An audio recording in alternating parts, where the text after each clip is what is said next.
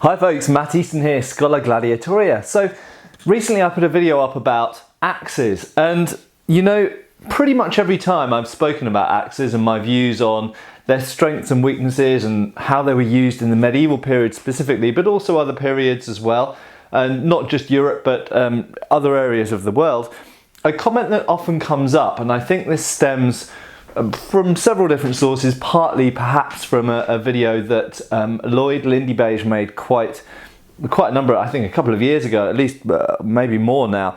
And the point really is pertaining to the fact that fighting axes don't make good tools. Now, is that true? Essentially, it's not a straightforward question to actually answer.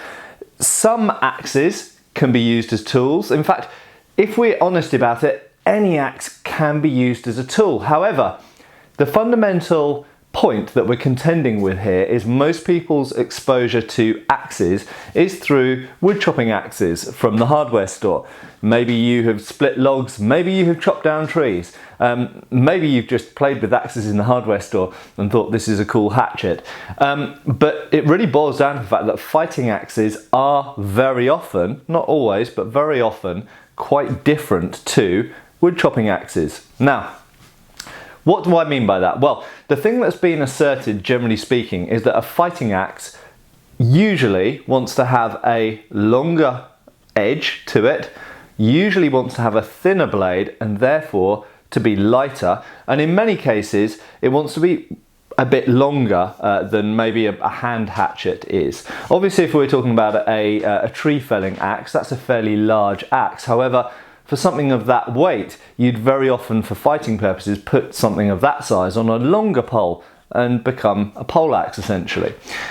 So the fundamental truth is that yes, indeed, it is true that the priorities of a fighting axe are different to the priorities of a camp axe or a tree felling axe or a wood splitting, log splitting axe.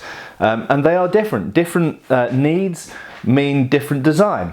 However, that is not to say that you couldn't use some fighting axes as tools. A famous example, of course, is the Tomahawk.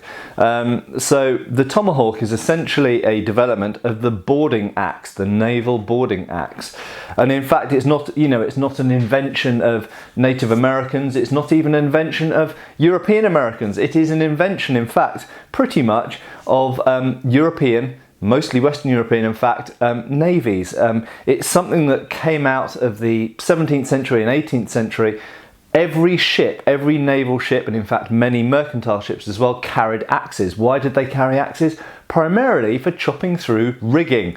If you were in a storm and your mast broke or any bit of the ship broke, it is very likely that you'd have to chop off rigging so that it didn't impede you or overturn the boat. Okay, so if you watch the film Master and Commander, you can see a very good example of this, in fact, where a mast is broken in the storm and the mast is pulling the ship to the side and it's listing and water's coming in through the sort of portholes and stuff at the side, and so they have to manically chop through the rigging to let the mast float free so the ship then comes back upright again. It's a nice demonstration.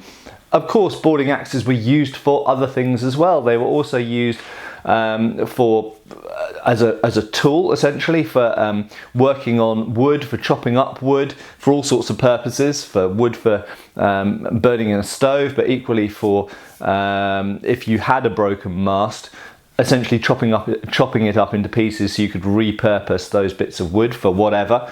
And indeed, there is some evidence that they were, a fair amount of evidence in fact, that they were used as fighting implements. Now, a lot of people, when they talk about naval boarding actions, do talk about the use of the boarding axe as one of the common weapons used in boarding actions. As far as I can tell, certainly in the British and French navies, it seems that the boarding axe was not a common weapon used in boarding actions. In actual fact, it seems that cutlasses were by far the most common, with boarding pikes, in other words a spear, being the second most common alongside the musket and the bayonet. So firearms with their bayonets, boarding pikes and cutlasses were the most common. Axes seem to have been used as fighting weapons in the 18th and 19th century far less.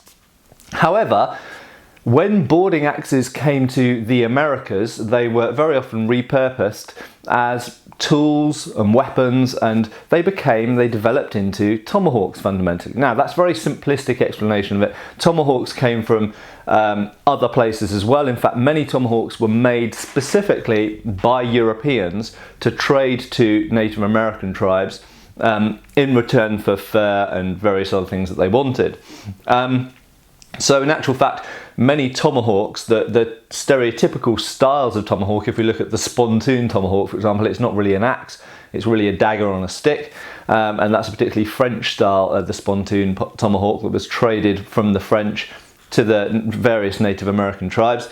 And those are fighting weapons. They are pretty much specifically made for trading to Native Americans as fighting implements. And of course they replaced, to some extent, the native American forms of pre-tomahawk weapons, types of club, spiked hatchet type implements, stone-headed clubs, this kind of stuff.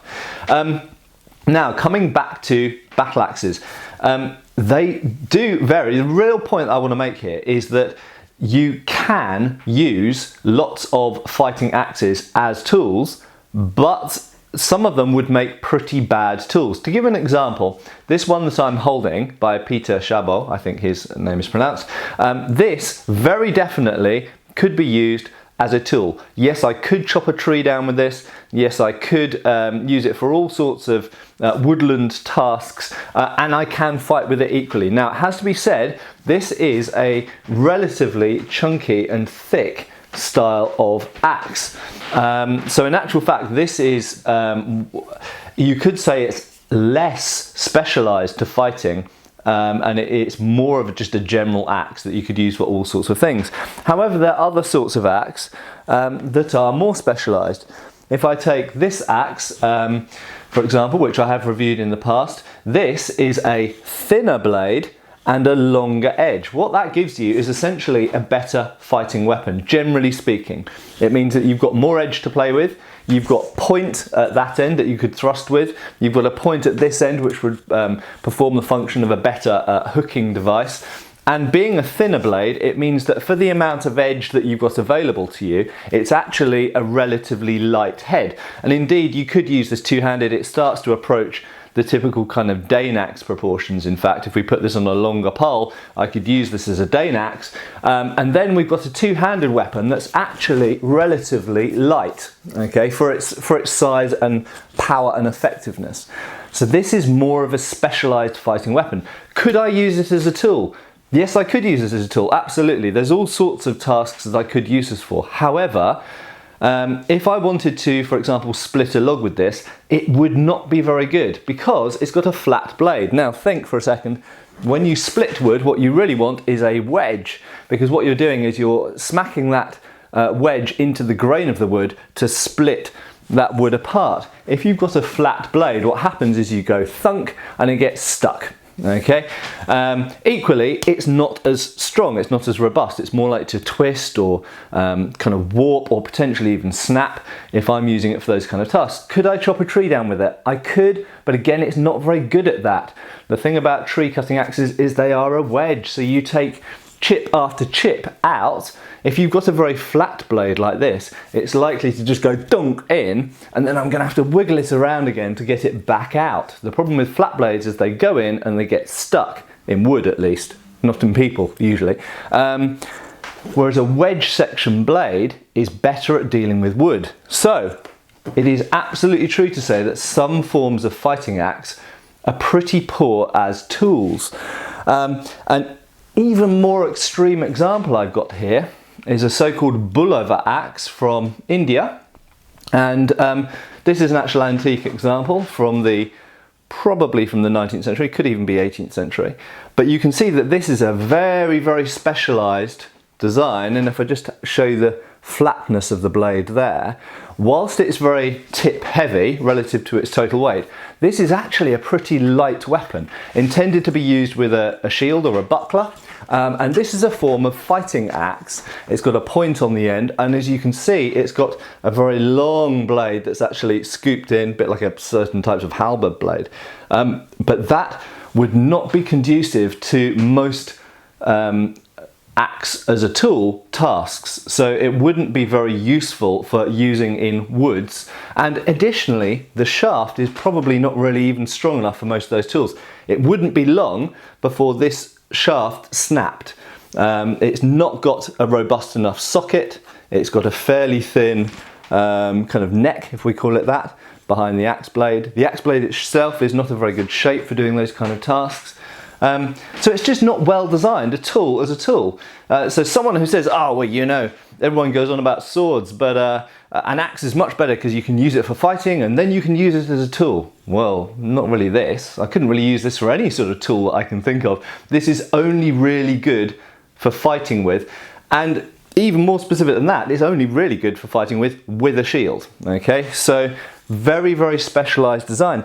And of course, in medieval Europe, we go even one stage further with the poleaxe. Now, the poleaxe, yes, you could use it for, in fact, the pole head, the hammerhead, was traditionally used, where it comes from is it's for killing cows and cattle.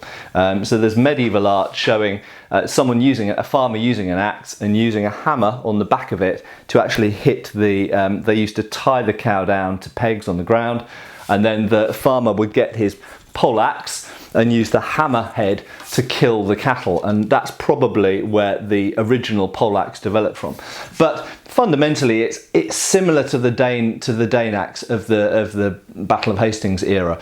It's essentially a large axe blade on a two-handed shaft, and in this case, it's got a hammerhead on the back end. This is the cold steel one, and many poleaxes, of course, have an additional spike at the top, and many have an additional spike at the bottom. So you can thrust. You've got a great big lever. You can chop. You can hammer. You can hook. You can push that way, you can do all sorts of things with these. So it's a very, very versatile, principally armoured fighting weapon. If you're lightly armoured or unarmoured, you generally use the longer version of this, the halberd, which has a slightly different construction method and usually a longer spike, and usually no spike on the back end, because they spend a lot of time standing on the ground, so there's no point having a spike on the back end. And of course, having less armour, you want a longer weapon, blah, blah, blah. If you've got armour, you tend to end up coming in close, so you actually want a shorter weapon, like a poleaxe. But this would make a fairly crappy tool, except maybe for killing cattle. In other words, for killing stuff, people, cattle, whatever. This would make a fairly crappy camp tool. So, to sum up, when people say the good thing about an axe, or one of the great things about an axe, is it's not only a weapon, but it's also a tool, that's a little bit wrong, a little bit too narrow. But equally, the people who go, no, that's rubbish, because a fighting axe would make a rubbish tool, that's equally not really true. The fact of the matter is some fighting axes, this being an example, would make a fairly decent tool. This is not as good as an actual wood chopping axe when you come to chop wood. However, yes, you could chop wood with it. This is a fairly kind of in the middle design. However, as I've illustrated, there are some designs which would make decent fighting weapons, but appalling tools. So, as always, my favourite word, it comes down to context. And in this case, does a battle axe make a good tool? It really comes down to which battle axe are you talking about? Some do, some don't. Cheers, folks. Thank you for watching. Please subscribe, follow us on Facebook. You can buy t-shirts through Spreadshirt, support us on Patreon, or follow us on Pinterest. Thank you.